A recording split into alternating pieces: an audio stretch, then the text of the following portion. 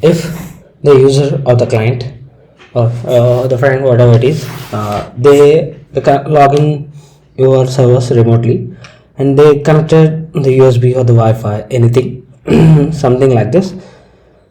They don't they asked you, how can I confirm this? The Wi-Fi, a USB, or the device, or the connected by the local server. Use the remote servers.